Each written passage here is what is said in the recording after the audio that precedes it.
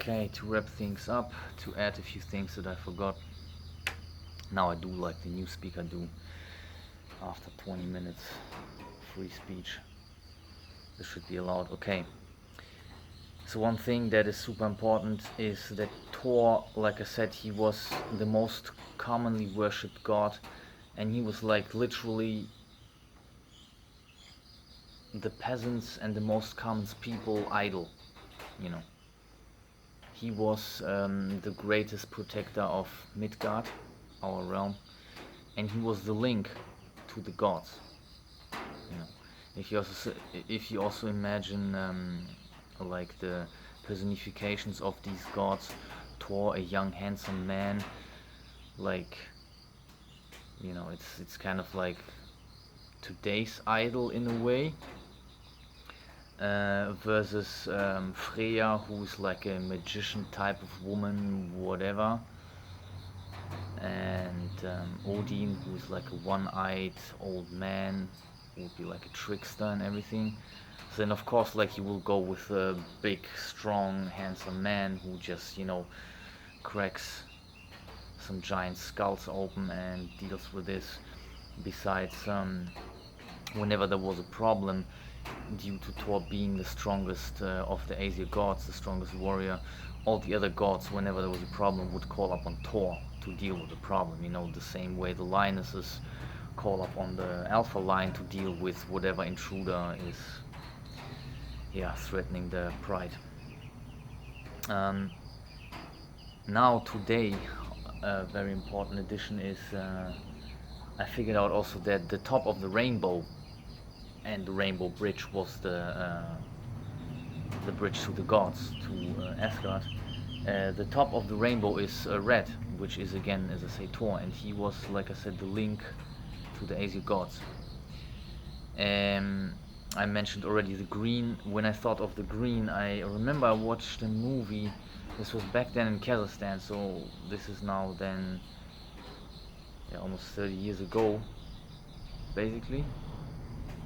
Yeah, and there was something like there was something like it reminded me of Chucky, this Chucky puppet, and I remember there was a troll. There was a troll, and he was collecting golden coins in a pot. And I think he had a he had a green dress, so that's why the green and the devil could really fit. And today we call trolls on the internet, and I think trolls were also the enemies of the Aesir gods. One more thing I forgot with as to why the whole muscle memory is connected to the bone. Furthermore, this story suggests this, and as I say, to me this came straight away because, like, as I say, I believe that in the B1, which is like a, as I said, always B to me is a direct, yeah, order almost. Yeah, not almost. It is in order to me. B1, you know, like in this Buddhist way. In the B1, in the bone is the muscle memory, which is the bone marrow, because as I say, by the texture and everything, the bone marrow is similar to the brain, and that produces the new blood, and so on and so on. And yeah, and then, yeah, with the blood would also be closely connected the hard drive, right? Your hard drive. So that's the heart, that's the blood, whatever. And then the blood is Thor. And there's another few things about the red thing that I will be talking about later, but this is now a little bit too crazy, and so the story was, I just researched now with the goats. Thor was killing his animals, and he was sharing those with the people he stayed over. So he would be also like the peasants, because he's the god of thunder, which is then also like the god of rain, and with the rain, of course, the crops on the fields would grow, and yeah. And yeah, the other thing was Thor was also invited to like common rituals like weddings and birthdays and funerals and all of this. So yeah. So in the story, Thor kills the goats, he shares the meat with them, and then he tells the kids to keep and take care of the bones. But then what one of the kids does, it breaks the bones and eats the bone marrow. And then the next day after, the goat is being resurrected, but then the goat is kind of damaged and it's not as fast as before, you know.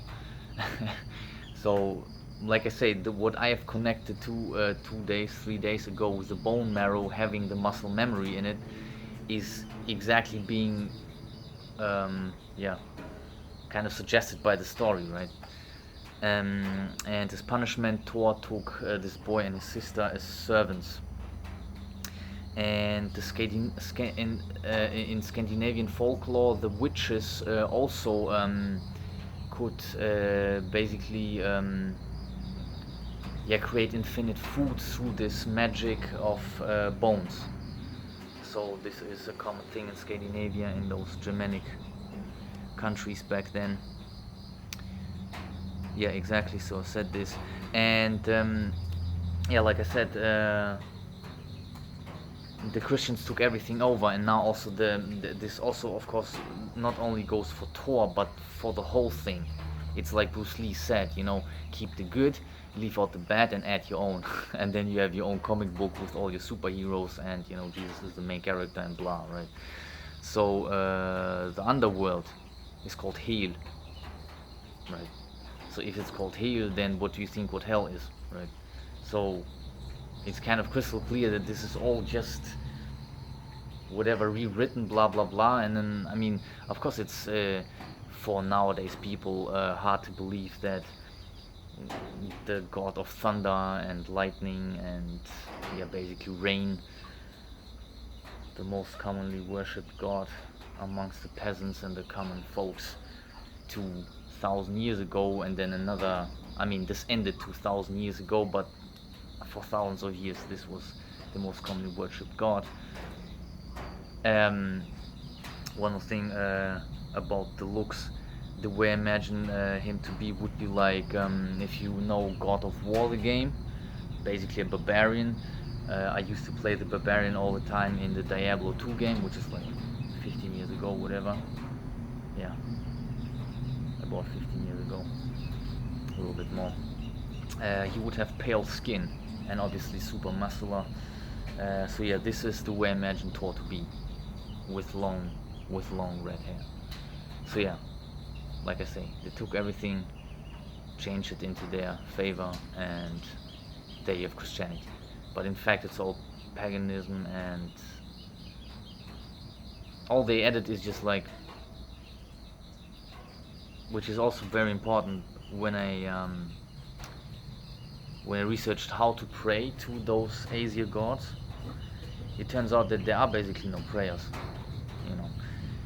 Basically the way this worked for those people was they all had a very personal connection to the gods, you know. There was no like, I mean, now it's quite quite clear. You have to go on Sunday into your church or mosque, and then you have to throw in some golden coins or whatever, right? So there is no like, oh, I can give you the belt of my great grandfather, which he got the leather from a beard he fought, or to save his my grandmother and whatever. So which would have like super epic personal value to this human who is connecting with those gods. But no, it must be the golden coin these days, you know. And that's what the Christians did. They just like industrialized, you know. They industrialized the whole belief game of back then. So back then there were no priests, nothing. There were no churches, nothing. There would be like some sacred places, but those sacred places would also be mostly determined by those people, you know. They would just, so in other terms, they would just go out and meditate, and they would also give them offerings. This is another interesting bridge to a few videos later, that spirits also eat. They eat food. I don't know exactly how they do it, but they do eat food. And so yeah, whereas there was freedom back then, there's now only this industrialized only this, and it's like this super epic, yeah, until the herd immunity is achieved stuff, right? So yeah, I think now I haven't forgotten anything else, and yeah, thanks for watching and see you next one. Bye.